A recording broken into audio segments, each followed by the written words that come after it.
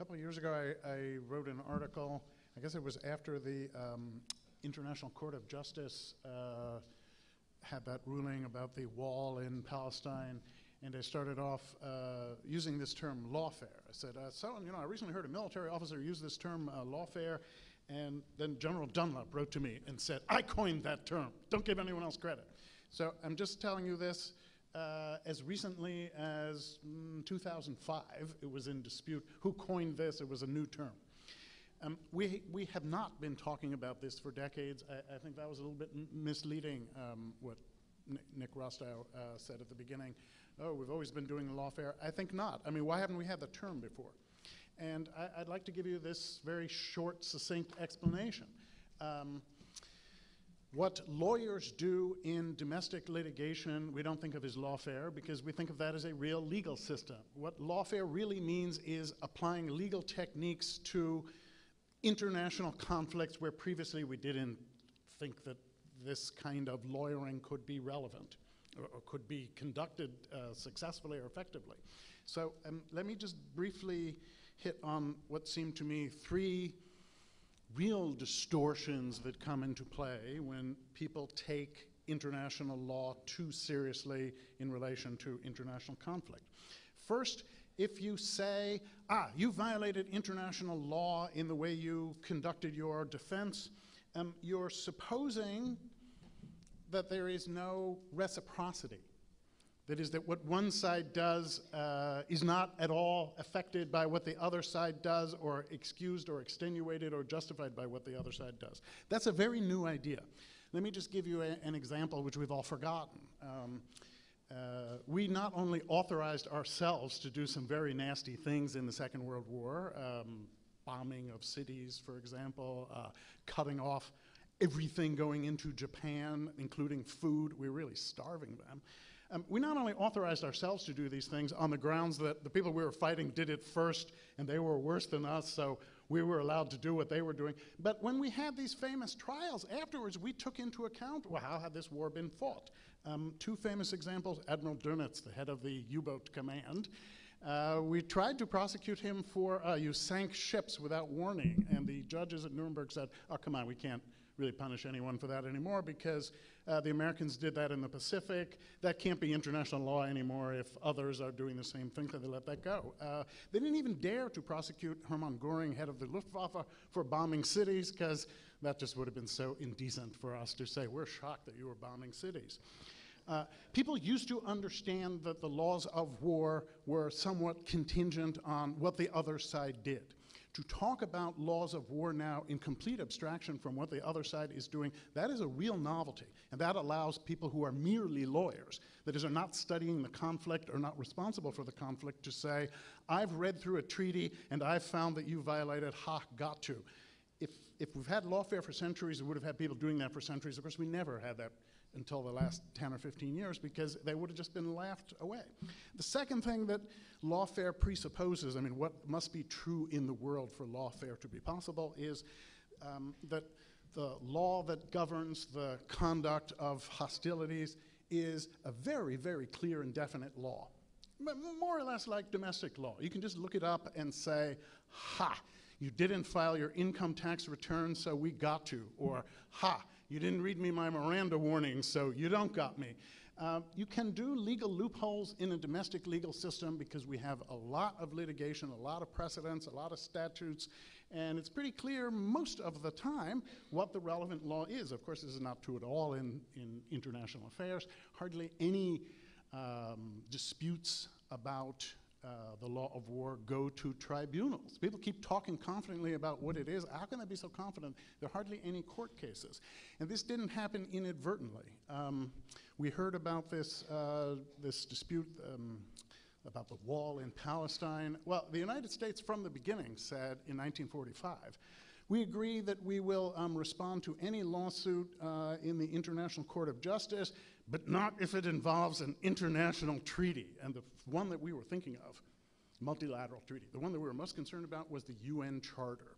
We didn't want the UN Charter being converted into the Constitution of the world, which the International Court of Justice would say, no, you can't do this, you must do that, here's what it means, because we said the world can't be governed that way.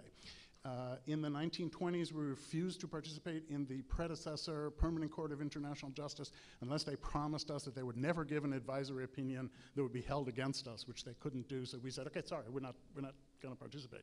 We were real serious about this. We didn't want there to be a Supreme Court of the world. Well, there isn't.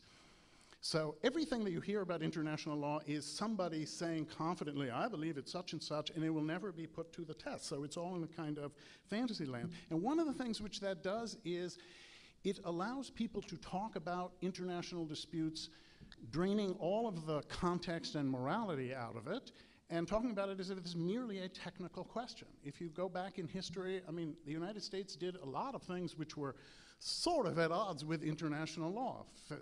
Important example, we landed troops in Morocco and Algeria in 1942. They were neutral at the time, the French. And we said, well, it's important for us to do this, sorry about your neutrality. We imposed a quarantine of Cuba, as we called it, in 1962 during the Cuban Missile Crisis. We weren't at war with Cuba, we weren't at war with the Soviet Union. It was really an embargo. It was not actually legal. I mean, it was a blockade. It wasn't consistent with traditional international law. We said, this is an emergency, a special circumstance.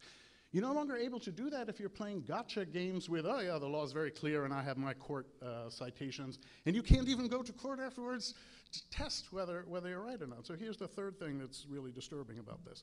It presupposes that, well, the law is reliably enforced, so you really should go along with what is international law all the time. Well, we don't even really say this domestically, but to the extent that we say this domestically, it's because we think if you act in a lawless way, you will undermine a functioning legal system, and that's really bad because it's making everyone else less secure to have scofflaws openly defying the law. The international community is not a reliable legal system, so if you act as if or talk as if ooh, anything that's against the law is wrong, clearly wrong because it's undermining the legal system, you are drifting into a kind of fantasy land. And what I believe really characterizes these NGOs that we've heard about is they are loyal not to their own country, not to the moral cause of their own country, not to the cause of democracies or even to the cause of countries that respect human rights, but to the authority of some imagined international order which they are the main interpreters of. And they act like all extreme hyper-partisans, or if you like, extreme patriots, who say, you know, my country right or wrong, well, this is my world order right or wrong. Anything I need to do, no matter how despicable, to enhance the authority of my world order is worth it. So you have Human Rights Watch collecting money from Saudi Arabia. What is that about? Well, it's obvious what that's about. They need money. And it's okay to take it from Saudi Arabia because they're doing great work on behalf of the international authority of the future, which they are the current citizens of, or the current champions of. Amnesty International recently allied itself with this caged prisoners group, which is an Islamist group in London. What was that about? I think the same thing. It's worth being allied with despicable people who stand for the opposite of what we claim to stand for, because you have to make alliances sometimes to advance your agenda. Okay, fine, but what is your agenda? And their agenda is this fantasy world of international law, which is real law and reliably enforced. So I will sit down in just 30 seconds. Before I do, I want to say, I think the answer to an awful lot of things that have been said today is to remind ourselves and to remind other people, international law is just not the same kind of law as domestic law, and if you believe in your own national independence, you don't want it to be. Israel is a very, very revealing case. The rest of the world thinks Israel's defense of itself is too costly to the rest of us.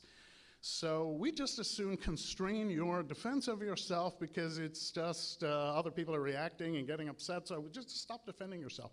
If this is up to the world, they won't be able to defend themselves. Therefore, it shouldn't be up to the world. Therefore, there is, as the UN Charter says, an inherent right of self-defense. You don't need the world's permission.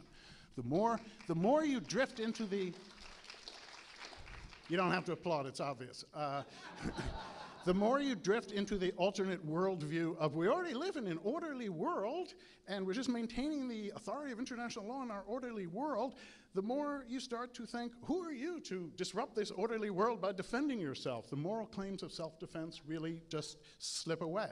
And I think that Israel of all countries, and I'll just say Jews of all people, know that the right of self-defense is very, very precious, because you cannot depend on the moral sensibilities of the international community as an adequate substitute to the right of self-defense. Thank you.